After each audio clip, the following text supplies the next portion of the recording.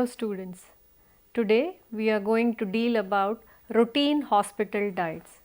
Usually when a patient is admitted in the hospital, they cannot have any food from the home and they will have to inevitably consume the food which is being served at the hospital. For planning a diet in the hospital, there are certain things which have to be taken into consideration. As a part of this topic, routine hospital diets, we are going to deal with two objectives, that is to understand the principles of routine hospital diets and to understand what are the special feeding methods which are usually utilized in the hospital pattern. To first start with the different kinds of routine hospital diets, we will look into the different kinds of routine hospital diets. There are 7 different kinds of routine hospital diets. The first one is clear liquid diets. Clear liquid diet is usually a temporary diet which consists of clear liquids without any residues, which is non-stimulating, non-irritating and non-gas forming. Small amounts of fluids, usually an amount of 30 to 60 ml of fluids, are served at frequent intervals, that is at a frequency of 2 hours, to replace the fluids and electrolytes and also to relieve the thirst in the patient.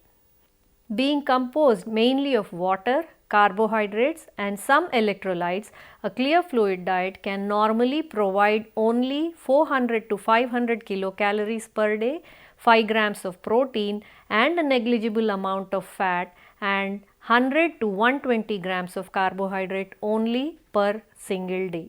It is nutritionally inadequate and therefore a clear fluid diet has to be used for a very short duration. It is usually nutritionally inadequate and therefore used for a very short duration, that is for somewhere around 24 hours to 48 hours only.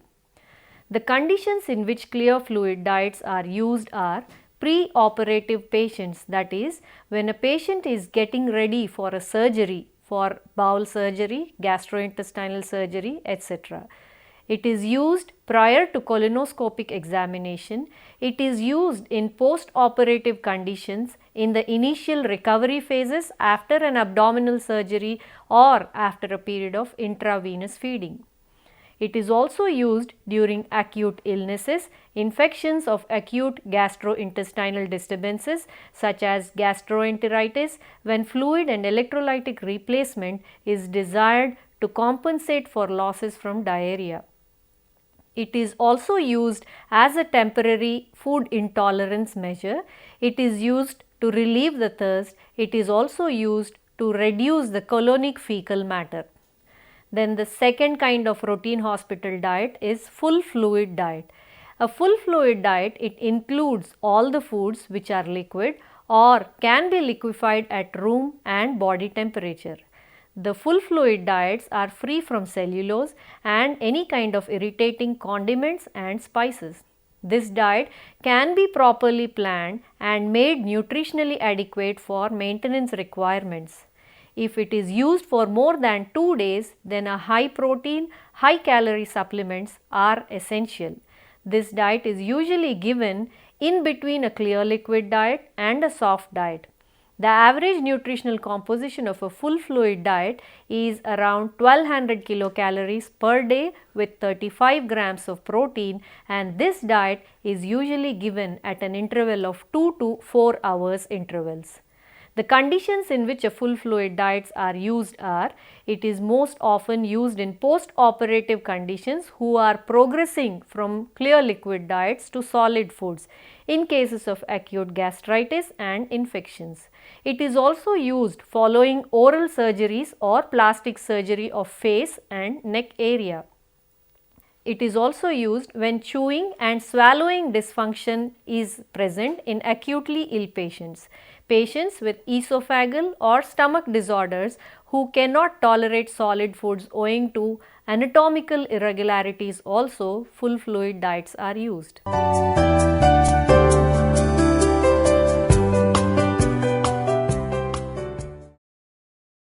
Then the third category of the routine hospital diet is soft diet.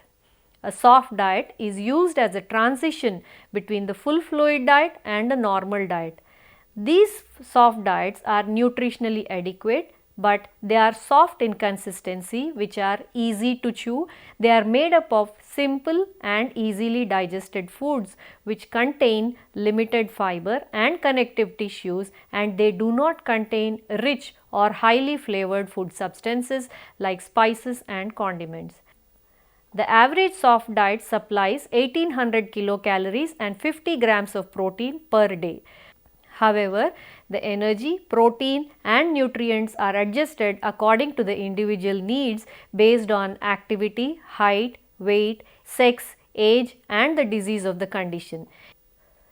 It can also be given as 3 meals a day with or without and in between the meal feedings. The conditions where soft diets are used are patients who are progressing from full fluid diet to general diet, in post-operative patients who are unable to tolerate general diets, patients with mild gastrointestinal tract problems, weak patients or patients with inadequate dentition to handle all the foods in general diet, to people who are having diarrhea or convalescence.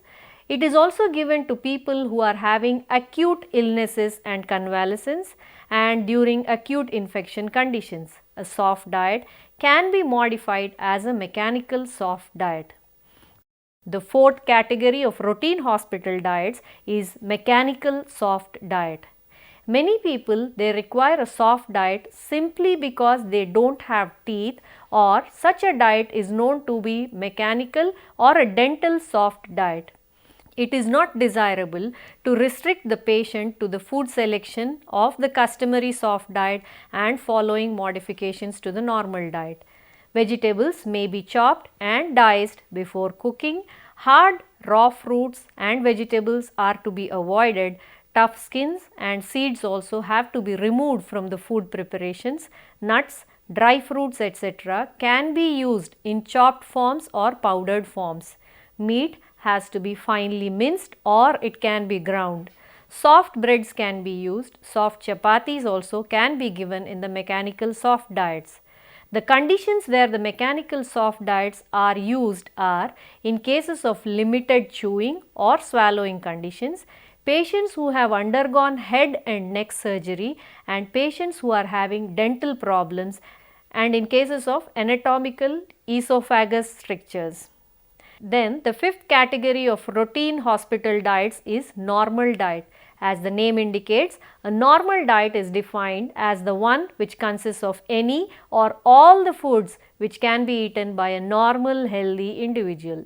It is usually planned keeping into consideration the basic food groups in mind so that the optimum amounts of all the nutrients are provided. As there is no restriction on any kind of food material, this diet is very well balanced and nutritionally adequate also. Since the patient is hospitalized or is at bed rest, a reduction of 10% in energy intake should be made, and too many fatty foods have to be avoided, fried foods have to be avoided because they will be difficult to digest in a hospitalized patient. The proteins are slightly increased to about 10% higher than the recommended intake to counteract a negative nitrogen balance. All the other nutrients will be given in the normal amounts only as per the required dietary allowances. Then the sixth category among the routine hospital diets are cold semi-liquid diets. These are special kinds of diets which are given for patients following tonsillectomy or throat surgery until a soft or general diet may be swallowed without any kind of difficulty. It contains more of cold beverages or sometimes lukewarm preparations. Then the last category which comes in the routine hospital diets are blenderized liquid diets. This is adapted in conditions of inadequate oral control, oral surgery with dysphagia, wired jaws. Blenderized foods can be consumed through small openings. Patients with reduced pharyngeal peristalsis also, these diets are given. Routine food is made into liquid pulp and they can be prepared using a kitchen blender. Now these are all the different kinds of routine hospital diets which can be adapted if a person is in a condition to consume, whether it is a clear liquid or a soft liquid or a full fluid.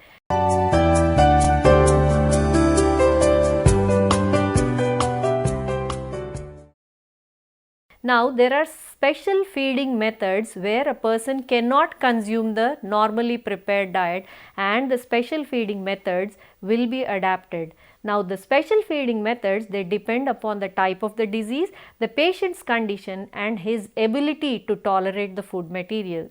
The different modes of feeding patients are enteral nutrition and parenteral nutrition. The first one is enteral nutrition. By definition, enteral means within or by way of the gastrointestinal tract. As far as possible, the patient should be encouraged to ingest food through the oral route. Supplements may be added whenever necessary. The foods generally are administered via a tube, and hence enteral feeding is also called as tube feeding. Tube feeding. Tube feeding may be advised where the patient is unable to eat but the digestive system is functioning normally.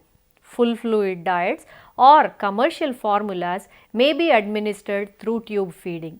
The tube may be passed through the nose into the stomach, which is called as nasogastric tube, nose into duodenum, which is called as nasoduodenal tube, nose into jejunum is called as nasojejunal tube, and when there is an obstruction in the esophagus, enteral feeding is generally done by passing a tube surgically through an incision in the abdominal wall into the stomach, and they are called as gastrostomy when the tube is inserted into the stomach, duodenostomy when the tube is inserted into the duodenum, jejunostomy when the tube is inserted into the jejunum. Indications for the tube feeding are when there is inability to swallow due to paralysis of the muscles of swallowing, usually in conditions like diphtheria or poliomyelitis, or when the patient is unwilling to eat, or when there is persistent anorexia requiring force feeding, or when a patient is semi-conscious or in unconscious patients.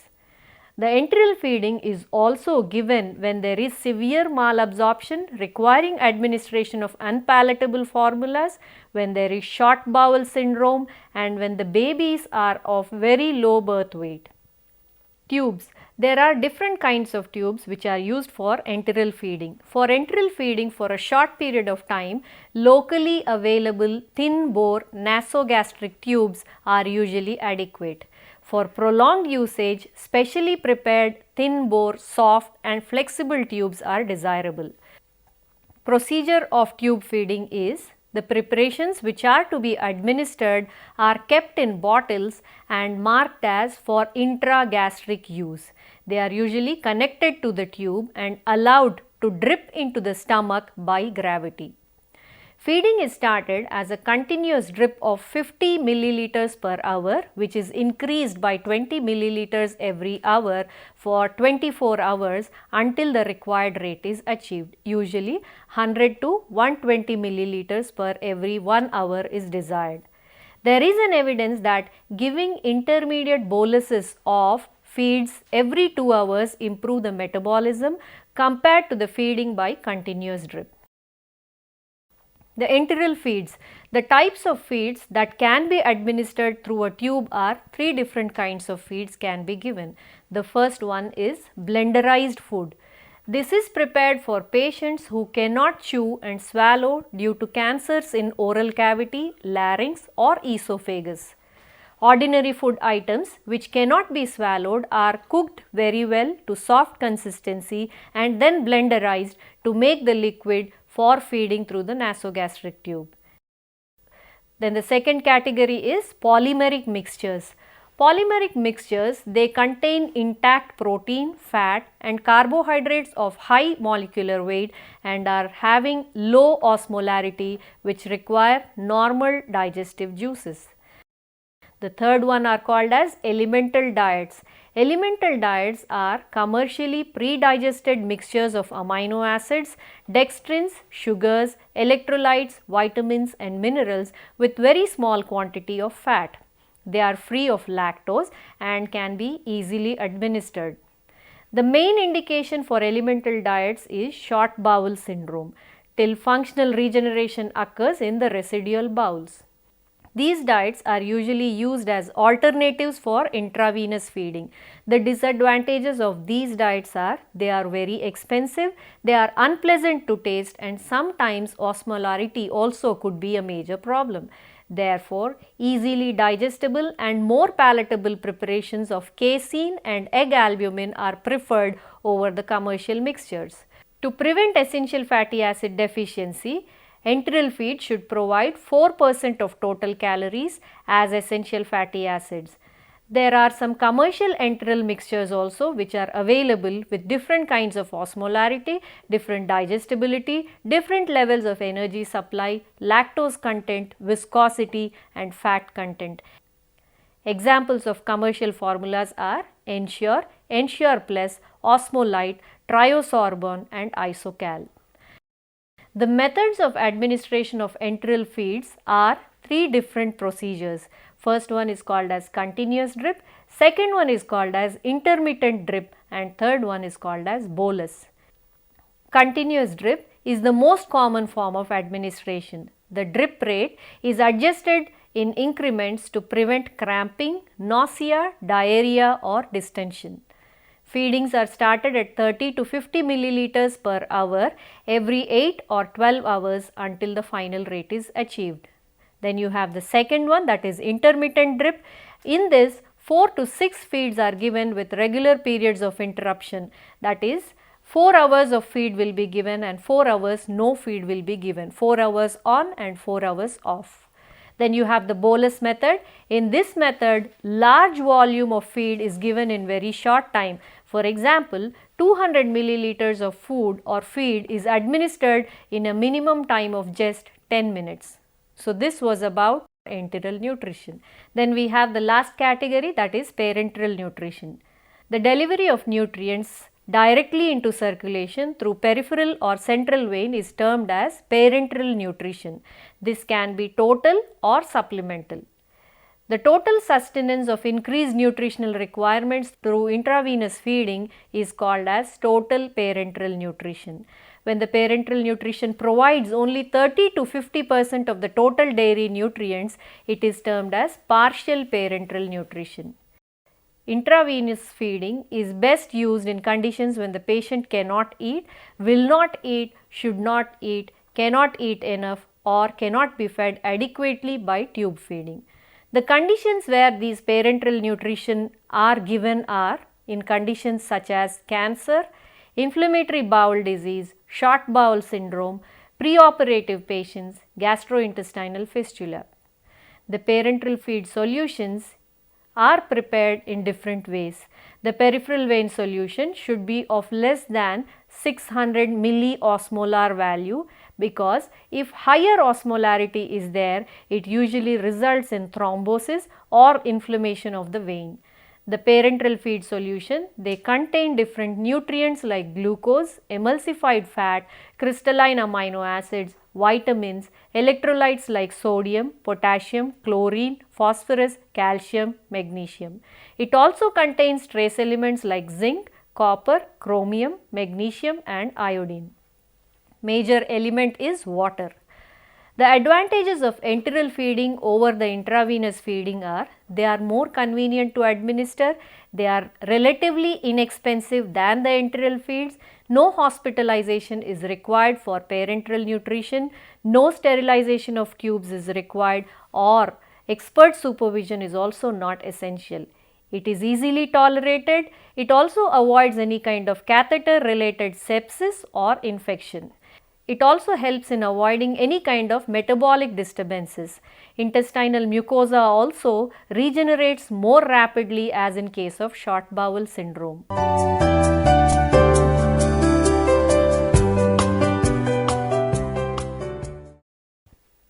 The food exchange lists, they facilitate a very wide choice in selecting the foods within every exchange while controlling the total calories, protein and fat in the daily diet.